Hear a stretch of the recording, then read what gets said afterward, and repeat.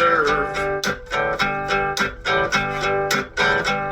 The root of all our evil, it begins with the Federal Reserve. Hey, yeah, well, let's go back in time when everybody was so proud of a man. I'm Tommy Salmons. This is Year Zero. Today, John Robb is on the podcast. John is former State Department. He worked with SEAL Team 6. He was an Air Force pilot. He does some work with think tanks in D.C. And I thought it would be interesting to have him on to discuss what he calls the network and the swarming effect of the network, the overreaction, and how culture is steering the network and the network is reacting to the culture we see around us, and how it affects the war in Russia and Ukraine. So I think it's going to be an interesting podcast for all of you to listen to. I really enjoyed talking to Mr. John Robb. He's very knowledgeable, and he's got all the state level certifications, I guess you would say. So it was definitely an interesting podcast. He was a lot of fun to talk to. He's a really nice guy, and I will definitely have him on again. I really enjoyed having the conversation with him. But first, RyanBunting.com. For all of your graphic design needs, go to RyanBunting.com. And go to RyanBunting.com because I never remember the name of his new website. So it's RyanBunting.com. Because RyanBunting.com is stuck in my head because I've said RyanBunting.com 500 million times.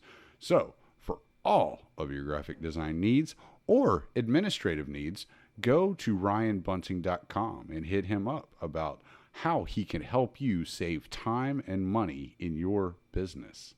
He's not only a great libertarian and a great anarcho-capitalist, he's also a great small business owner and graphic designer. There's rumors that he's racist too. But RyanBunting.com is where you want to go to find out all of the things he has to offer to you. LibertarianInstitute.org is where I operate. It's also where Scott Horton operates for The Scott Horton Show. Keith Knight on the Don't Tread on Anyone podcast. Patrick McFarlane with Liberty Weekly. Kyle Anzalone with Conflicts of Interest. We also have some great writers there at the LibertarianInstitute.org. Jim Bovard, Kim Robinson. You know, the norm. The people that you want to read are all at the libertarianinstitute.org. So show up at the libertarianinstitute.org and give us some support. Thank you, Tom Burton, for the music. Enjoy the show. All right, record. Okay, I am here with Mr. John Robb. How are you doing today, sir? Pretty good. Recovering from surgery, like I said. Yeah. But hanging in there. All right. Gaining. I'll try not to have you pick anything up. That's too. All right. Some of this might be heavy stuff, but I don't think it will hurt you any. Yep. So, well, just let the listeners know who you are, for those that don't know who you are, and give us a little bit of your background. Sure. Air Force Academy, was a pilot in the Air Force for a while. Spent 5 years in special ops, Tier 1 counterterrorism, working with Delta and SEAL Team 6. Then I got out, ended up after going to graduate school as the first internet analyst at Forrester Research, which is like in Cambridge. It's like a technology strategy place. Right at the internet started. So I was like probably the first professional internet analyst. Everyone was pinging me in 95, 96, 97. It's in the Wall Street Journal and New York Times every week kind of thing, trying to help the people make sense of something that was changing really, really quickly. And I kind of had a knack for it, kind of got that quote, that one line that kind of summed it up for people. Did that for 2.5 years or so, and then ended up starting a bunch of companies. So I started a company in internet finance called Gomez. Julio Gomez, my partner, he raised the money, he got the name, which was fine.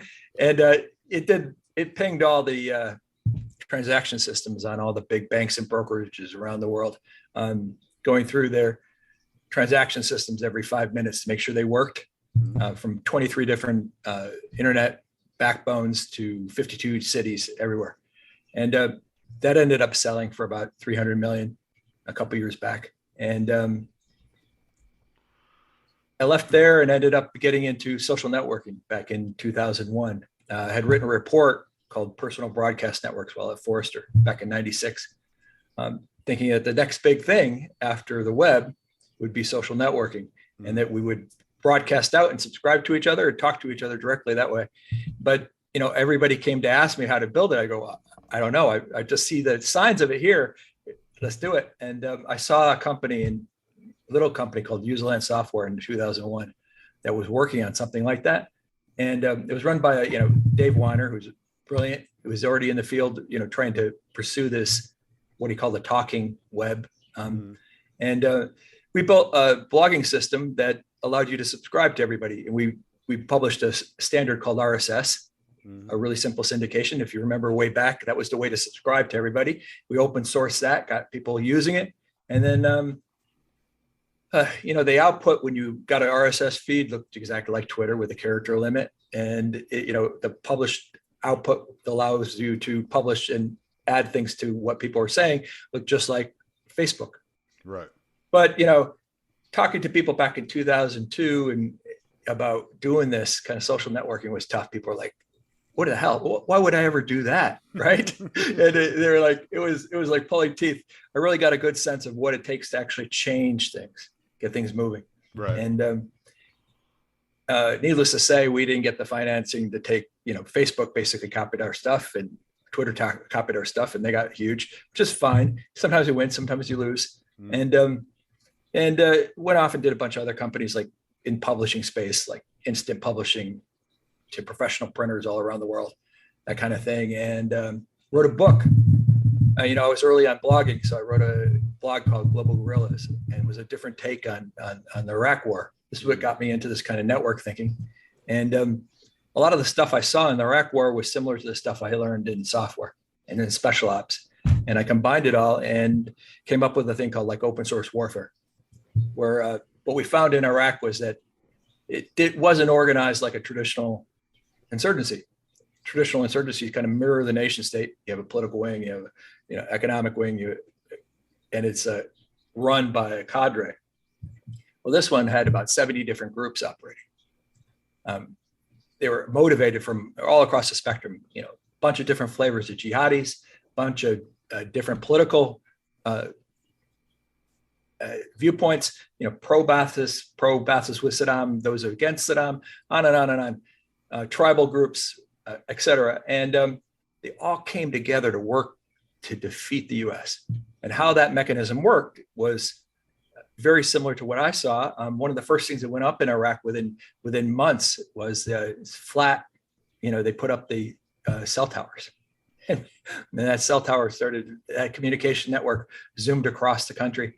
And they were coordinating themselves using a kind of what I call the open source dynamic, with things like stigmergic communication. You see that in insects, where, if something works, they'll read it in the press and see that it works. And then they copy that attack methodology. They copy that target and type of target, location, right, that kind of thing.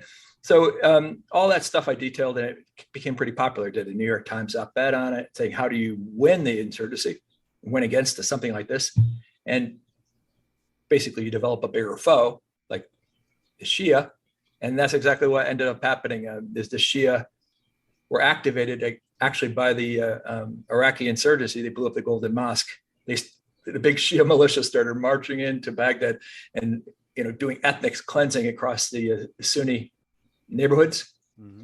And so those Sunni tribesmen were caught between the militias that want to kill everybody and US forces that would pound them at the moment they would come together to fight them. Right. So they cut a deal with the lesser evil. They cut a deal with the US military. And luckily, US military was open to actually talking to them, and they coordinated their activities and set up safe zones. And the insurgency basically was over at that point. So anyway, that ended up becoming a pretty popular thing throughout the military and the DoD and all the three-letter agencies and stuff. And I went and talked to people about that stuff for years. And I saw also recently, back when Trump was starting to come into office, that a lot of the stuff I had been talking about with open source warfare had made its way through to protest in the Arab Spring, open source protest. We have a bunch of different groups coming together for a single goal, single plausible promise. Didn't work like historically. It wasn't the same kind of organized protest that you would see. These are people that you would put them in the same room, they'd kill each other, but they came together for that one thing. And then it saw it also in a lot of political movements. And Trump's candidacy was very similar to open source protest, very similar to open source warfare. It was an insurgency. And he was really great at just picking up the threads generated by that insurgency and then playing them, tossing them out as disruption. And the whole mechanism of disruption and more warfare that was used against them all became something I could talk about. And I ended up creating the Global Guerillas report. And that's been, fun. And it's a little popular, and it kind of details everything we're seeing in what's going on in the politics and technology and the warfare right now.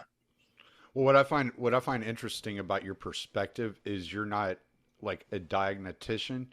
You're more of an analyst. You're just like stepping back 5,000, 30,000 mile view and just let's just figure out what's going on here. Let's just see. I'm not with this faction. I'm not with that faction. I'm not telling you who's right, who's wrong, or any of that. I'm just telling you what is happening on the ground. And that's it. And I like that because it's like, okay, that gives me an opportunity to kind of see things from the intelligence side and understand what y'all are taking into consideration and the way that you analyze and reverberate or regurgitate material facts to people that then make decisions. And so I think I'm kind of getting a different view of the way things work. And so I really do appreciate that. Great. Thanks. Yeah, I tend to focus, like most analysts like to do stuff in detail. They'll write these 70-page reports and dive into everything and slice and dice it and compare it against historical and compare it against existing frameworks. Stuff I focus on is when things are changing really quick, so quickly that, decision makers, whether they're the top people at a corporation or government, all the way down to the individual homeowner, individual trying to make investment decisions, they're frozen. They're going, what the hell's going on? I can't make a decision because I can't even see 10 feet out ahead of me. And so what I try to do is come up with a framework that is explanatory. And, if it explains, it has some predictive capability, and you can use it again and again. My stuff tends to end up being pretty good at that. And I don't try to, like you said, pick sides on this. I'm trying to show the dynamics of how it works and some of the implications of what happens. Like if you build censorship technology and stick it into everything and it will suppress ideas, you're going to have problems once that gets implemented, because you can't control it once it's going, kind of thing. It's like pointing out the obvious, but for a lot of people, it is not that obvious. Yeah. Have you read that book, Future Shock by Alvin Toffler? Yeah, it's great stuff. Yeah, I'm like, that's all I'm seeing when you're talking. I'm just like, oh, he's talking about this. I think I heard somebody say a while back, one of the Weinstein brothers, who happens to be an evolutionary biologist, said that the internet made such a big impact on humanity because the human mind had not evolved fast enough to keep up with the rate in which that technology is advancing. So that's what's caused a lot of the turmoil in humanity, is that the lack of evolutionary dynamic to be able to keep up with this stuff, that we're Yeah. industrialist creatures. We're not technological creatures at that, at that level. Yeah, and I've known the those guys for a long time. They kind of talk in my group, extended group, and though I kind of differ. I understand what they're saying there, but I think we're more adaptable than they give us credit for, or at least it's that I'm more of a McLuhan kind of approach to this. Is that when we get a new technology, we adapt to it, but that adaptation process is traumatic, man. One of the things I've been working on is like, how the printing press changed us. And when the printing press came in, it changed us, and in terms of how we thought and how we interacted with each other. And that changing of thought processes changed the way we organize society. It blew up the church in Europe, and then it created a government bureaucracy, corporate bureaucracies, created the big markets that we see, all not possible without the printing press. And the printing press kind of printing enabled way of thinking about life. Science, the bureaucracy of science came out of that, because you have to be able to publish the results and have them structured and shared. And now we're getting this change from networking, and it's changing us from these like solitary thinkers, where we read our information in long form, our viewpoints in long form, and then we think about it, and then we, come up with something, and then we debate it. Right. And now we're pattern matching. So we're going back to some of the stuff, the way we saw the world when we were hunters and gatherers, looking at the environment and then picking out things that are important. Well, in order to handle kind of the information flow, the torrential information flow we get from networking, it's like constantly, and it's like in our hand, right in front of us, pouring, coming in from Twitter and Facebook and all these other things. We've used pattern matching to kind of handle that flow, and we pick out things that match patterns that we're co-curating or that we're working on. These patterns are often, built by large groups of people. And in many cases now, those patterns are turning into kind of a basis for a kind of a network tribalism. When you see, like, say, anti-racists, for instance, that's a network tribe, is that they have a pattern that describes a set of behaviors and language that they deem as evil. All right. And classically, tribalism is like, okay, here's why we are together. Here's why we're better together in the future. Here's the rituals that we go through together, to bind us together. That story, that narrative is a positive thing.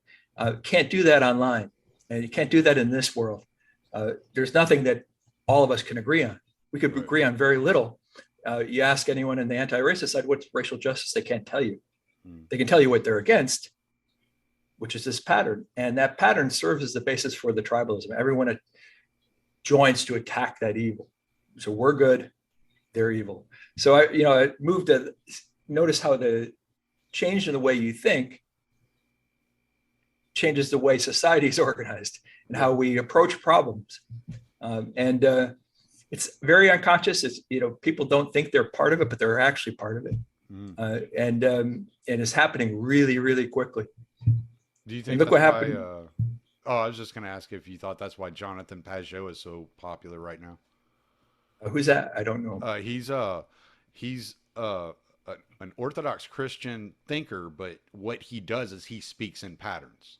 He talks about the patterns between the Bible and the world, and right. How to read the Bible and see the recurring patterns through the Bible. He talks a lot about that.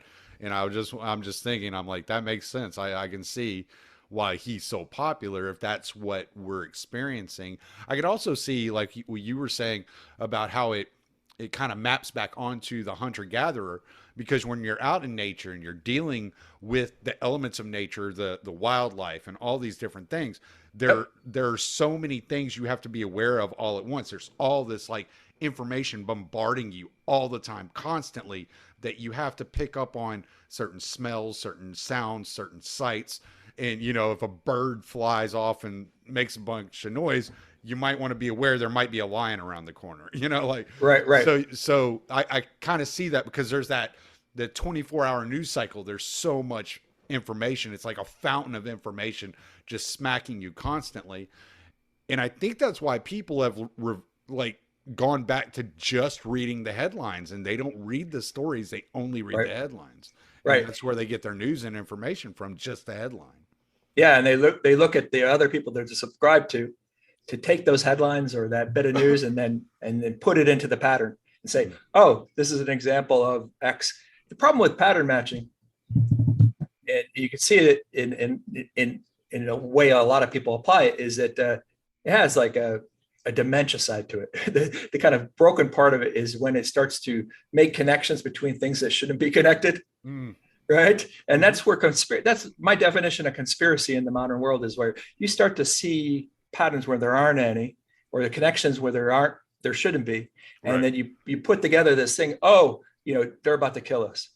And a lot of the big movements now, big tribal movements, have a lot of conspiracy elements. Like if there's like this whole system out to kill us or oppressing us, that kind of thing.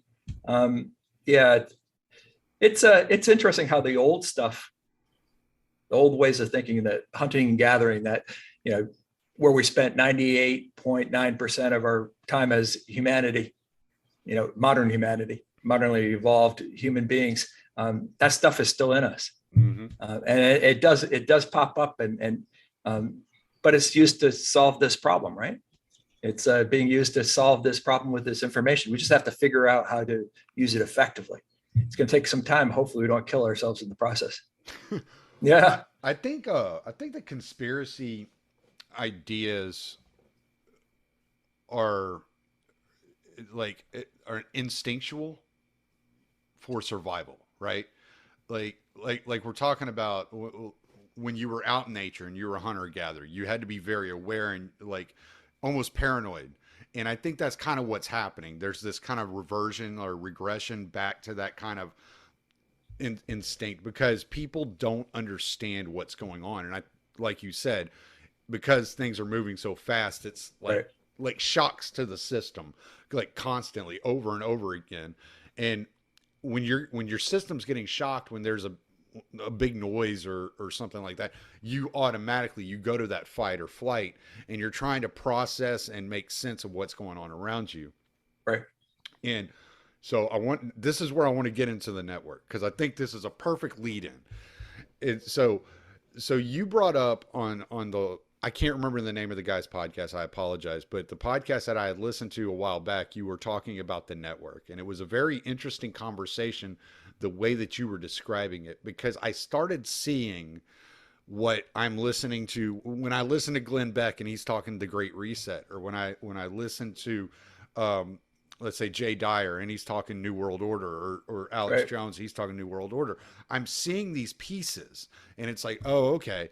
And one of the things I've said here recently is, if libertarians, I use libertarians because that's who I'm most in communion with on an ideological basis.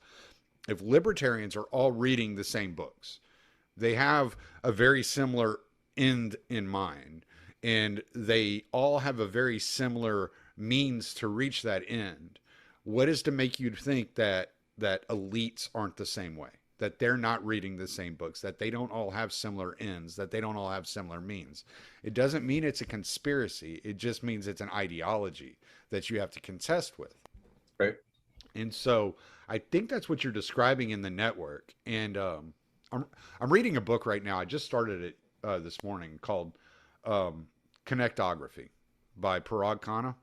Yeah, I know Prague too. Okay.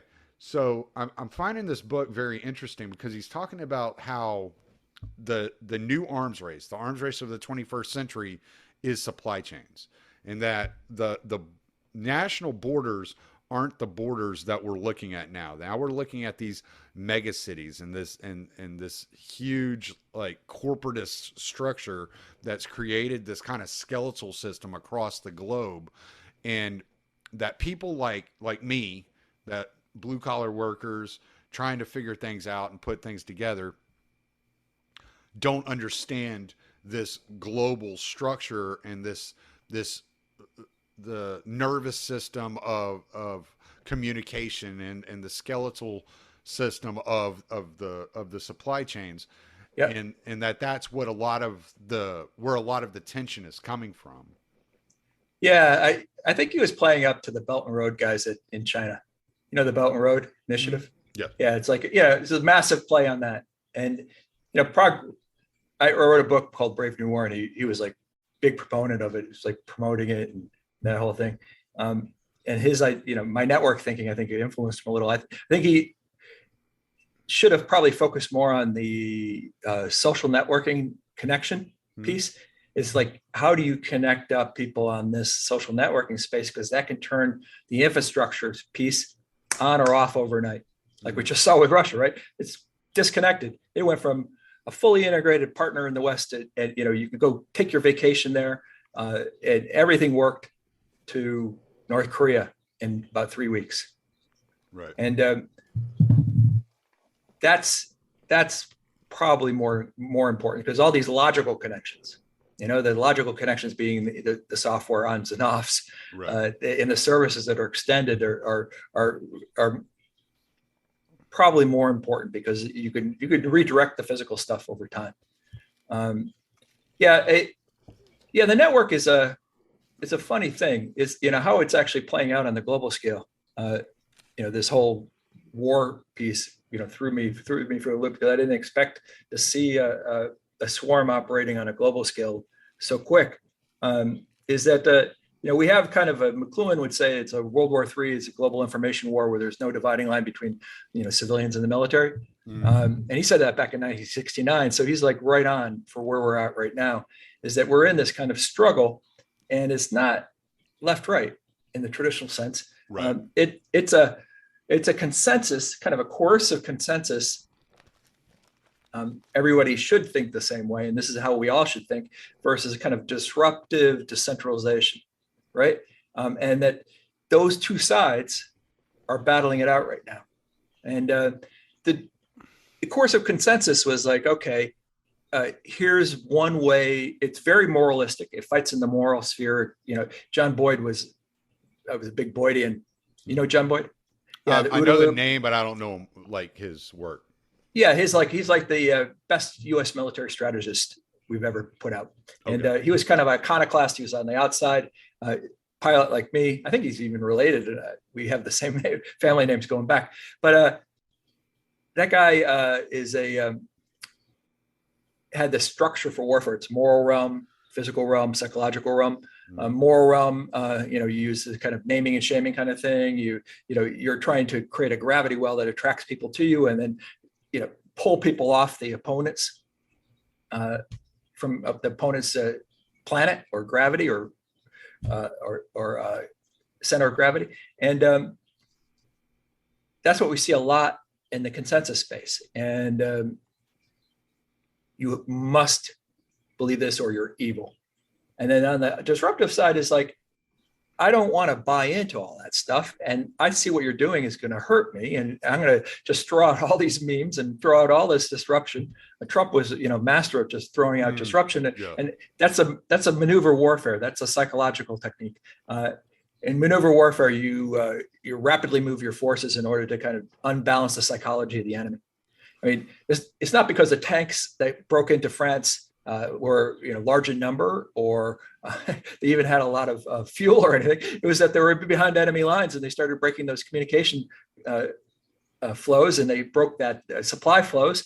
And the people up at the front, the millions of men at the front, said, "I don't know what's going on. I'm not getting the bullets. I'm not getting any news from the behind me. I can't make a decision. I have to retreat." And they all pulled back, and they all fell apart. So if you constantly are changing fast transients topics, constantly questioning things on, in the other person's argument, going back and making, nonsensical statements that cause people to, like Musk is doing now, he's great at disruption. Is like, saying nonsense stuff cause people to, go, what the hell is he talking about?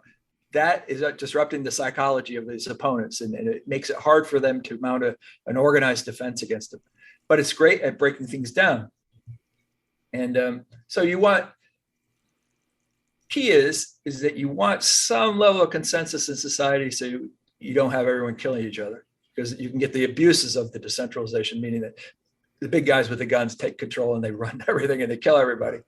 Or you don't want the hardcore on the consensus side to gain control, because then it's a totalitarian surveillance state with networking. And with the technologies and AIs that we have now, they can monitor you in 24/7 on everything you do, behavior, speech-wise, down to real time at a scale of billions of people, right? That's the most oppressive state ever built. So you got these two bad things we want to avoid. We want to kind of be in between. And disruption is where the new ideas come from. Right? Being an entrepreneur and being outside, you come up with new stuff. You want to be able to present it and break up the system a little bit. Right. But if you don't allow that, you don't get any innovation. You don't get anything moving forward. But if you allow things that are too disruptive to come in, and you get people doing crazy stuff that kills a lot of people. So it's that balance. Finding that balance is tough. Yeah. No, and I kind of see where you're coming from now that you're explaining like your view on this, because you are the entrepreneur, but you've also worked in the centralized like network of things. So you kind of understand the nervous system and how both things operate, and you kind of operate in this middle area. I'm much more the decentralized. I'm much more sure. Leave me alone. I don't care. Right. Leave me alone. Let me do my thing and just let me be. And that's just my mentality, my personality. It's just the way I am. And I think that's what you get when you talk to a lot of libertarians. A lot of libertarians are just like, just let me be. Let me do my thing. Right. I'm not hurting anybody. I'm not trying to hurt anybody. I'm just trying to live my life. I'm trying to go about my business and just leave me alone. And that's part of the reason I moved out to the country, is because I was like, I'm tired of Houston. It's too much of a network. The entire thing's a network. No, there's no personality to it. It's just right. And so when you're talking about the network, I'm relating it to this great reset idea that so many people are talking about. And I'm reading, what the White House is putting out on .gov. I'm reading the WEF's, papers and what their ideas are. And I'm like, this doesn't sound like it's good. Like, it just sounds so totalitarian in nature. Yeah. And it seems like every step they take, they're moving in that direction. And it's an enemy on a working guy like me. It's like making an enemy of me. It's a war against me. And I'm like, no, this isn't good. And so I feel I have an obligation for those that listen to my podcast to talk about these things, because I'm like, this is crazy. Like, I don't know what they're doing, but this is what I'm seeing. Whenever I read ESG and I'm looking through this whole ESG standard, I'm like, this could go bad really fast. They could really turn this around on the average person. And then you see what they did in Canada, freezing bank accounts, and you're like, they're attacking us through the financial sector. And, right. And then you see Disney and Amazon and all these people signing on to these cultural issues and co-signing on these cultural issues. You're like, this is a war against parents, against the average person, against people that want to live their lives and structure their lives in the ideals of freedom. Like, is that kind of what you're talking about when you're talking about the network? I know they're acting on a bigger scale when you talk Russia, but just talking the way that they've kind of formed themselves, they're almost it feels like it's an all-encompassing force. Like, it's everywhere at all times. Right. Well, okay. So you get these big shifts in technology. We have the printing press, goes everywhere. Yes. Everyone's affected, right? Changes the way you think, changes the way society is organized. Same thing with this social networking network. It's everywhere. We're all connected to it. You can't do anything now without going to the network. I mean, you could do some, but in order to kind of communicate with other people, to get ideas, to get the news flow, to get a job, you got to go to the job boards, right? And then you get a date. A lot of times, most young people or everybody's online to get a date now. It's all there. So you're dependent on this thing. And So we're, to a certain extent, we're fighting over control over it. And, I can see the Great Reset stuff is too conspiratorial for me. I see it as a larger, I can see the larger process. A lot of us early on were looking at the kind of weakening of the nation state. Mm-hmm. So the fourth generation warfare guys, I know those guys, Bill Lind and stuff, we're looking at the way the nation state was weakening. And in my case, I was calling it the hollowed out state. Mm-hmm. As we went global, the globalization, all these new flows came in and it just gutted the nation state, lost a lot of its power. And corporations have stepped in, and now they're global networked corporations. And we don't have any of the protections that we used to have against the nation state against these corporations, right? We don't have any right structures that can protect us against their excess. We don't own our data. It's like the data is basically the same thing as, growing food as a serf, right? It's a thing you're doing, and right. And we're letting the corporations strip mine it from us and build these amazing AIs, which are going to be the most valuable things in the world, off of our data, and we don't even have a share of it. Yet our stuff is actually interaction with these things, and our data is driving the development of them. They're getting it all for free. And so here's the problem: is that in the last 10 years, or actually since 2001, is that this hollowed out nation state is not too good at making decisions in this global environment. This global environment is complex. It's not complicated. It goes from this complicated, it can be solved through kind of an engineering process. It's become complex, and these problems are coming off this global system that are too difficult for us to solve easily using the traditional ways of doing things, and we're screwing it up. So we get terrorism, and we get financial crash. I mean, how did that? If I had enough experience in finance to see it coming, but to see how it worked, totally blew the doors off the system. Right. And then we had pandemics. We had rise of social networking, global movements. We're having now this escalation to global thermonuclear war, that kind of thing. It's like the system isn't built to handle the kind of way things develop in the global environment now. So they're making bad decision after bad decision, and I call it the perma crisis. We're in this like perma crisis where one event goes into the next, and the only response of the nation state and corporations that are helping them, that they've enlisted to help them, asking them, is to lock things down, to control things, and that they're trying to go for greater and greater control over everything. And some of the stuff gets rolled back, but some stays, like, the TSA stuff stays. And, that kind of little, it's a residual kind of accumulation over time where the conventions that the kind of way we run our democratic system are broken down. Things that wouldn't happen in the past happen now, and they're accepted. And that, as these crises roll into each other, we're eventually going to get to a point where we're not allowed to speak about a ton of topics because they're too disruptive, too dangerous. We're going to be watched in a lot of our behavior. And one of my worries is that we're going to end up with increasingly a substitution for the environmental crisis, a substitution with virtual alternatives. So you get synthetic meats, synthetic foods, which is really coming very, very quick right now. Yeah. And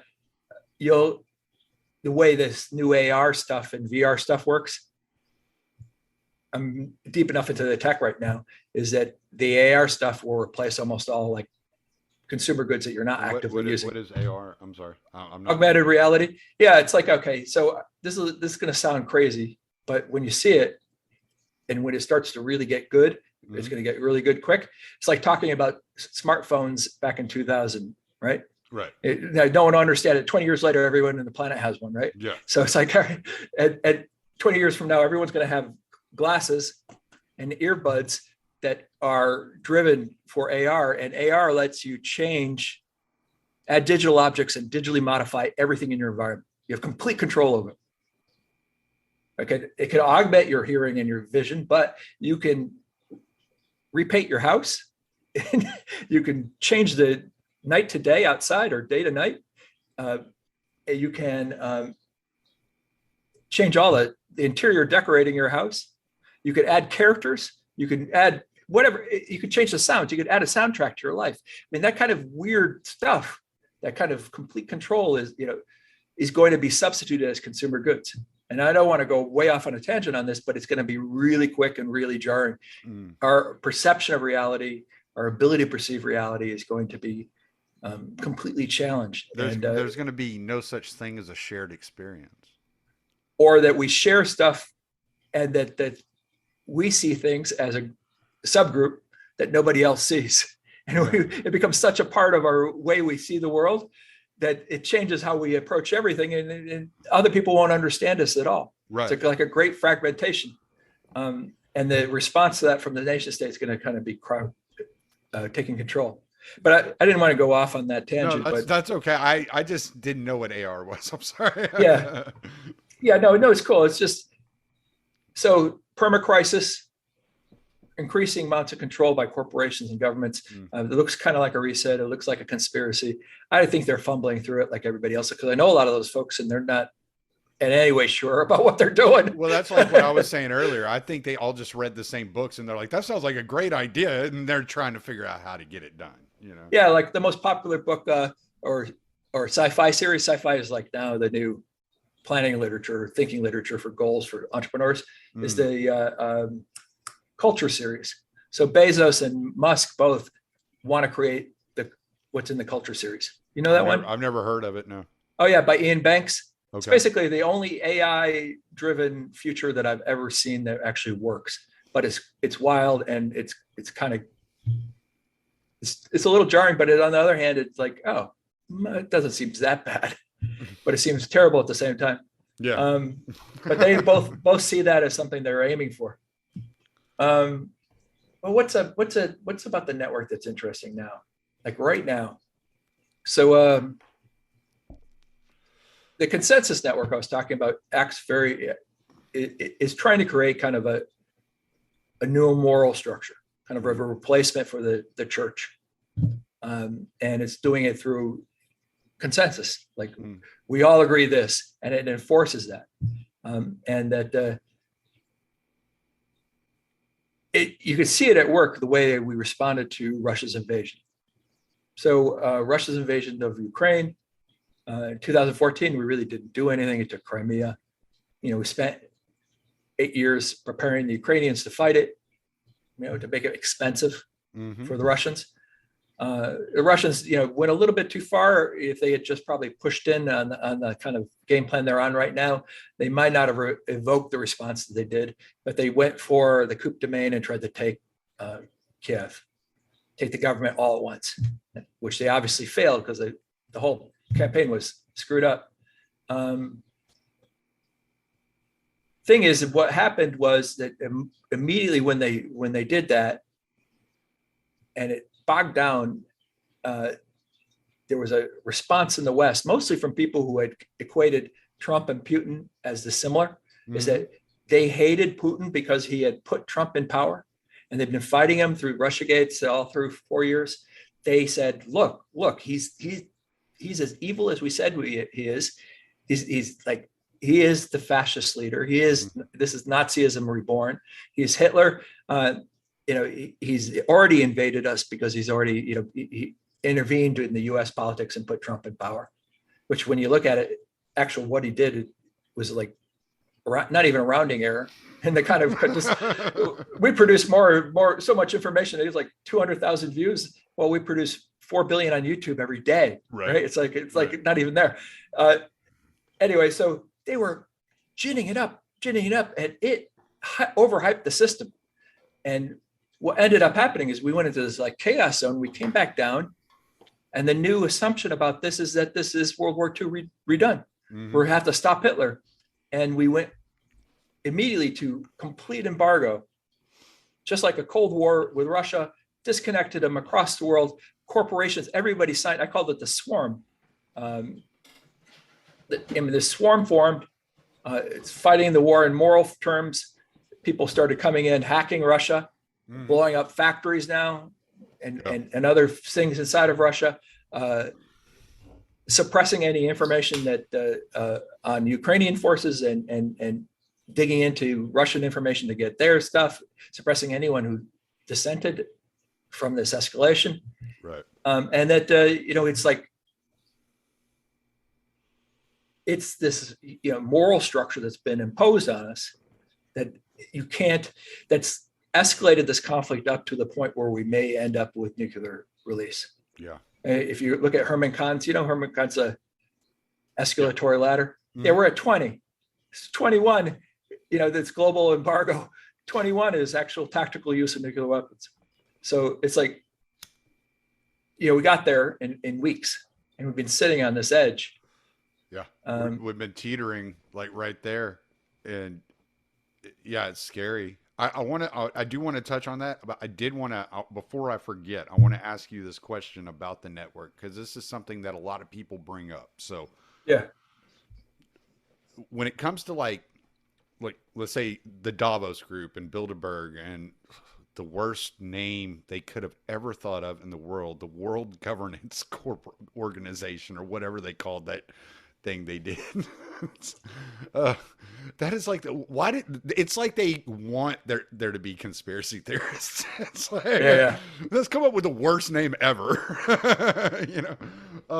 Okay, so whenever you're talking about these organizations, like the way I look at it, these people, it's the people like we were talking about that read the same books, that have very similar ideas, that have very similar ends in mind, that are getting together to negotiate in ways that they can help advance each other's strategies.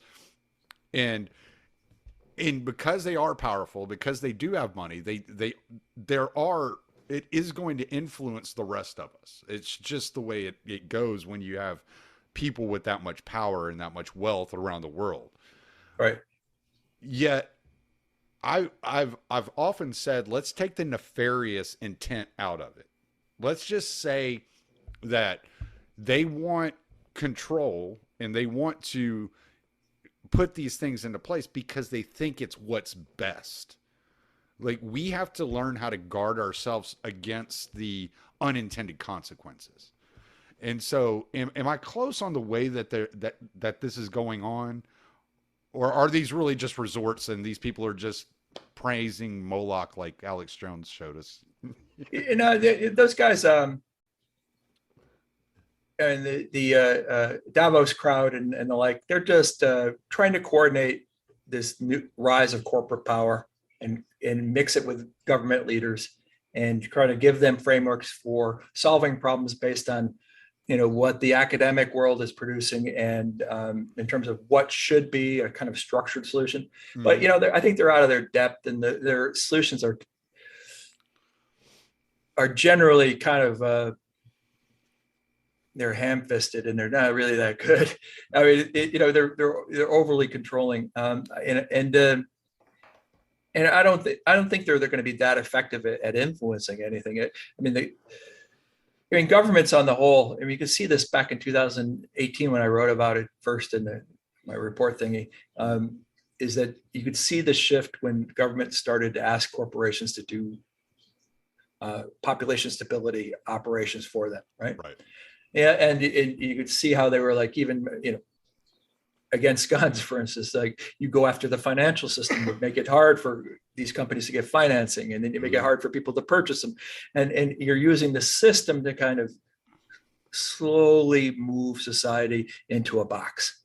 How much of this do you think they pulled out of the original like CIA's like handbook? Because it sounds, a lot of it sounds to me like the way the CIA used to operate. If you ever read like John Perkins' Confessions of an Economic Hitman, he talks about how they put you in these corporate places to deal with these governments, and you're making these deals, and so how much of it do you think they were, well, this worked on small scales, like maybe we can do it on larger scales?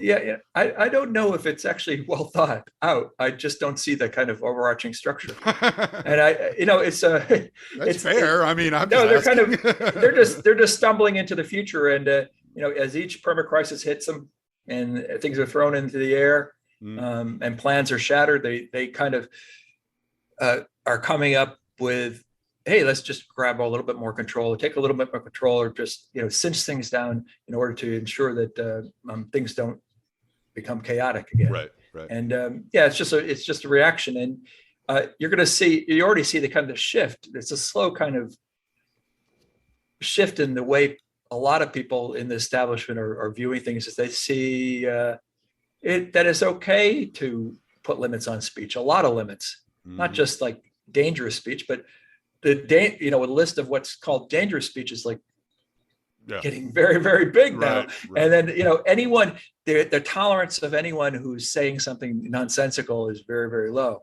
Right. So instead of saying, oh, well, if a few people said this, it's okay. It's like, what is this? Even 10,000, 100,000 people said that. We're a population in the world of like 7 billion people. It doesn't matter. We're 300 million in the States. Ultimately, we're still apes, and we're still just trying to get a rise out of people. Oh, yeah.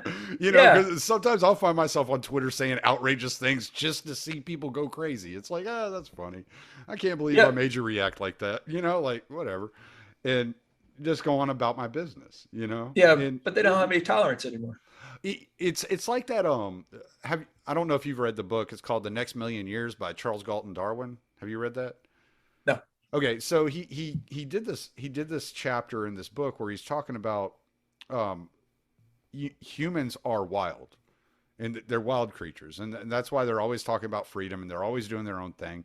You can't control them, and the more that you try to control them, the more you end up with things like Mao's China or Hitler or Stalin, and all these murderous regimes, because you're trying to control people that don't want to be controlled because they're wild animals, and that the way that you're going to have to kind of lure them in, and you have to like let their behaviors change as the technologies change. So they're going to be chasing the technology, and therefore it'll bring the behavior down, kind of like domesticating an animal.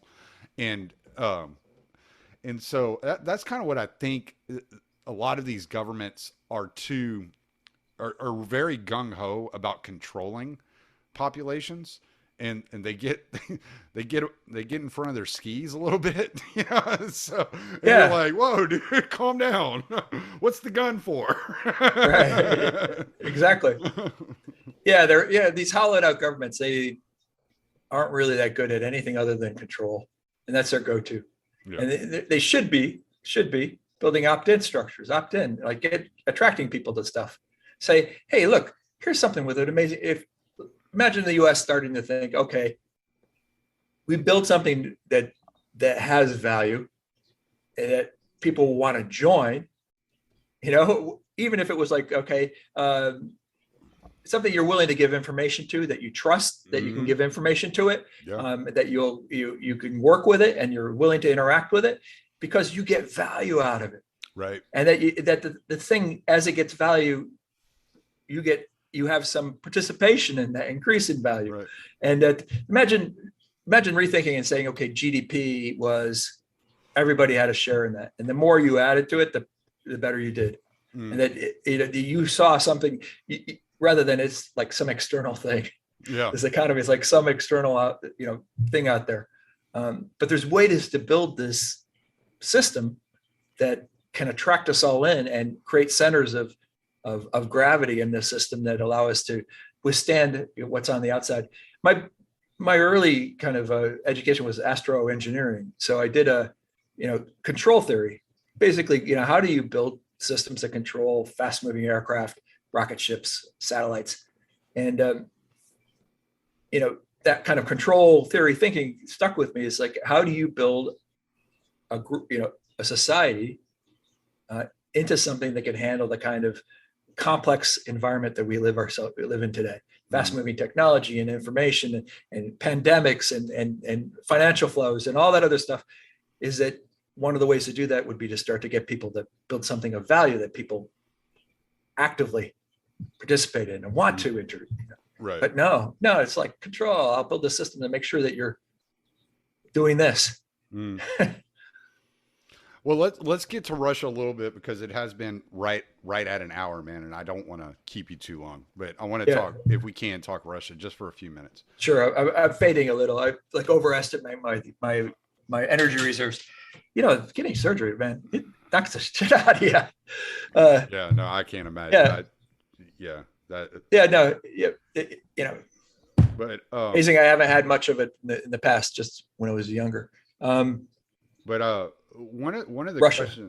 questions I had about the Russia Ukraine thing is, Yep. as I'm reading, I'm listening to what you're talking about. I'm reading these books like Future Shock, and I'm reading about like the technology moving forward and the way that things are going. And I'm also reading Alexander Dugin and the things that he's putting out every day. Right. And I'm like, are we witnessing a situation kind of like the printing press, where Russia is trying to hold on to an old idea that may be outdated? Because if you were to ask me, like, why this Russia Ukraine thing happened, I'd be like, well, I mean, NATO expansions, constantly up to the borders of Russia. They're talking about bringing the Ukraine in. They're talking about, there's all this corruption between the Ukrainian government and the U.S. government. There are all these things going on where the U.S. is influencing in Ukraine. Russia looks at these people as part of Russian culture, Russian history, part of like what makes Russia great. And Russia's like, you're taking not only our people away, you're taking what our rightful like land, our only defense, our only barrier away. And I'm like, is that an outdated view? Is the national structure that Russia is holding on to, these borders, is that outdated? Is this something that doesn't even matter anymore? And maybe Russia is just holding on to an era that doesn't exist. Yeah, in a lot of ways, that's definitely true. Yeah, I mean, the notion that just because that land at some point in ancient history was part of yours, or part of your territory, that you should lay claim to it is increasingly outdated. And but it is what it is, right? And it's like one of the frames for this conflict is that we have two security systems in place right now. We kind of have this network security, which is a swarm, everyone joined together. One of us gets injured, we all pile on, right? You see it at every level of society now, all the way up to the global stage. The swarm has no sense of proportionality, it doesn't keep the response to the level of where it's at. It goes all the way max. Has no sense of mortality, doesn't believe it will never die. It will just keep on advancing towards its goal until it wins. But the old system is nuclear powers. They're nuclear peace. They kept the peace for 85 years. And, that has certain protocols, certain ways of doing things, and that it's still in place, and it doesn't match well with the swarm. So we have these two systems going head to head. And here's this escalation with the swarm getting, like just today, the US government's bragging about that it gave intelligence that they kill Russian generals. I wish the U.S. would just shut up. It's like, why would they say stuff? That's like escalatory. They're playing to the swarm, right? They're saying the swarm only recognizes leadership. This network only recognizes leadership that's advancing them to its goal. There's no formal leadership roles. You don't remain in leader unless you are continuously advancing. Same thing in protests, same thing in politics, same thing in this. And if these guys are competing for that, saying, look, we're moving you towards defeating Russia, neutralizing. And that Russia's like, okay, well, that's all well and good, but we have nukes. Treat us like a nuclear power. And if you keep on pressing, keep on escalating, this is going to get very, very messy. And so they shoot a nuclear system, capable system, and it lands up next to the border in Kaliningrad. All right. So it's like, okay, next one may have a nuke on it and it may end up in Western Ukraine, right on the border with Poland. And that's very dangerous situation when they have that switching of old system of security to new systems of security. Look at all the wars that happened, the 30 Years' War as it kicked off with the printing press, as we start to move to new systems, and all the wars, even up into World War I, there were still monarchies all across Europe. I mean, that old system is one of the reasons why, with all these big bureaucracies, was the reason why they didn't see the escalation that would go into making World War I so bloody. Those monarchs had never thought through the idea that their bureaucracies could mobilize millions of men, arm them, get them to the front, and have them fight. They thought the wars were going to be with hundreds of thousands of guys jumping on a train, and they just bypass each other and have a couple quick battles and it'd be over. Never even thought they could finance it because there wasn't a global market until that point. It wasn't even taxes in the States, income taxes in the States until 1914. Yeah. So it's that shift is a big deal. I think there's going to be a lot more, cross-border networks that develop. Balaji and his crowd. I was working on trying to do something like this like 10 years ago, trying to get like a network that it develops that people can start working for and with, and that they would be participatory owners in this software, and that this would then be something that they could make money with, and it would grow, and their equity participation would grow, and their contributions would have staying power. That kind of stuff, if it becomes its equivalent of a state, will flow across borders, but it's got to be opt-in. It's got to be something that attracts people in, and they'll be more loyal to that than they will to any nation state.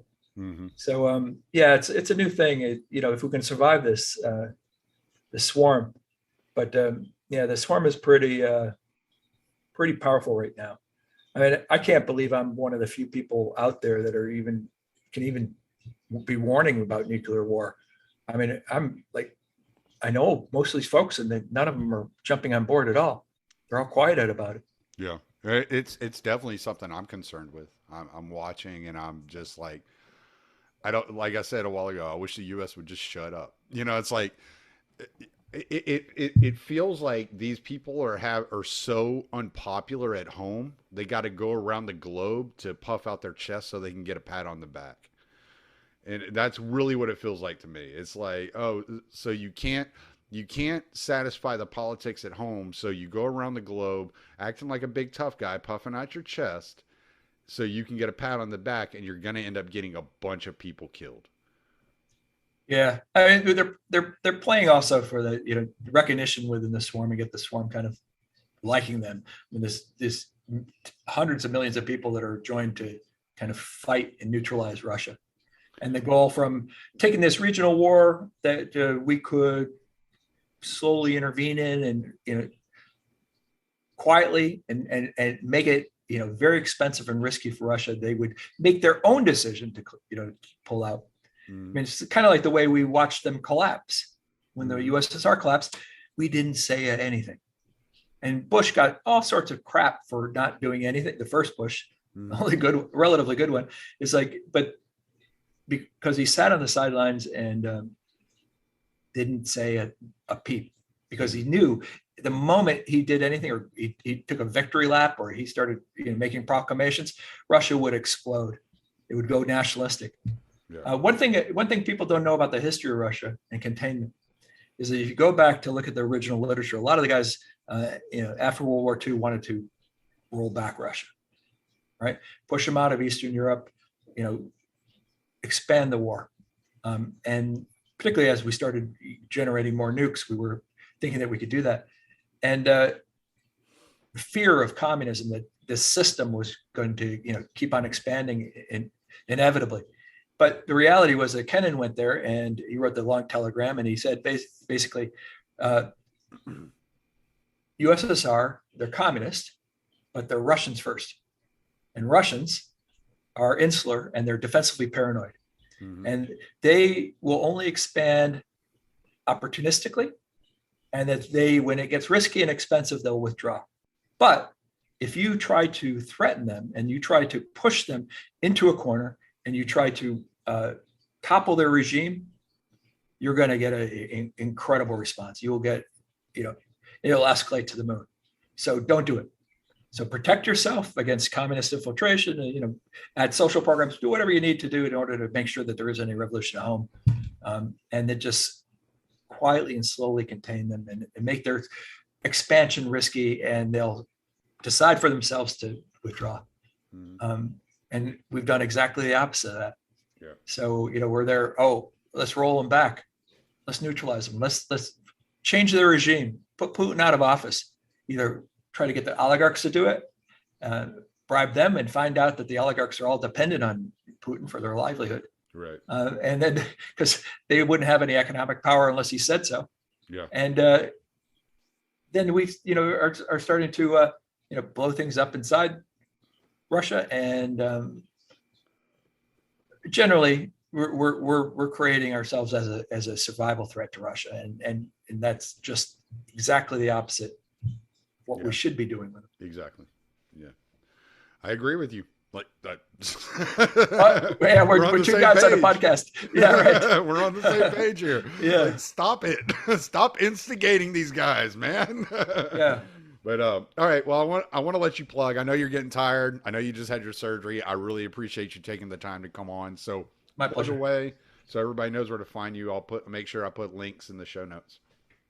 Yeah, I have a Substack now. I added it. Martyr Maid got me to do it. So I put up a Substack for it. It's pretty good. You have the link for that, I bet. Right? Yeah. All right. Thanks, Tommy. Yeah. Yeah, Global Guerillas Report or John Robb or whatever. You'll find it. No, Yep. I appreciate it. I hope we can do it again, man. I like just talking to you. I'm like, I'd love to have him on with this guy and this guy and this guy. Oh yeah, we could sure. have all kinds of cool conversations. So this was great. I really appreciate your time. You have a great day. You feel better. You too. All right, thank you so much. All right, buddy. Take care, Don. Bye.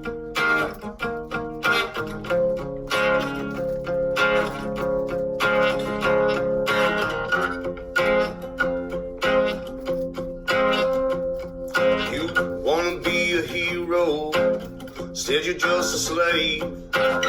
All your good intentions took you to your grave. Your pride is how they killed you, with the flag you waved just like a fool.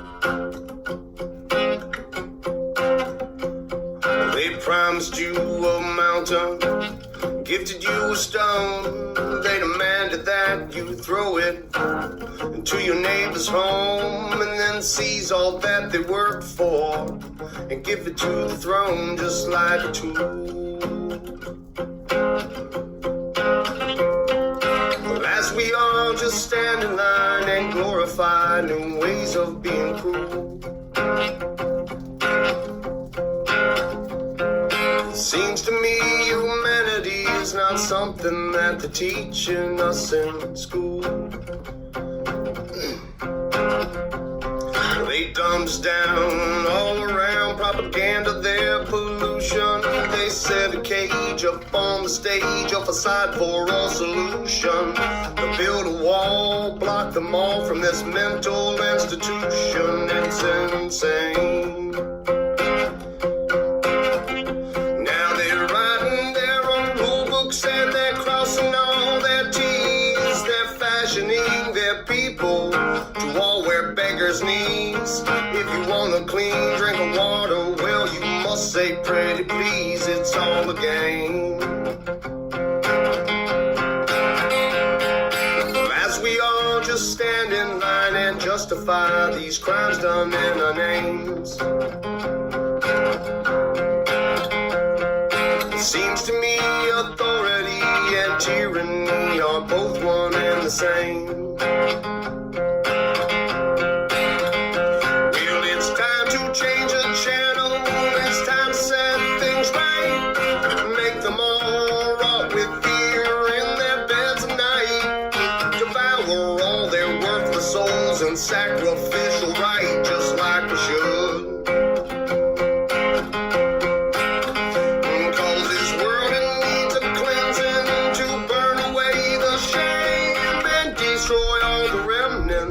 Of those who are to blame, and we'll stack them up like cordwood, watch them sizzle on the flames for good. Well, as we all just stand in line waiting for some kind of Robin Hood,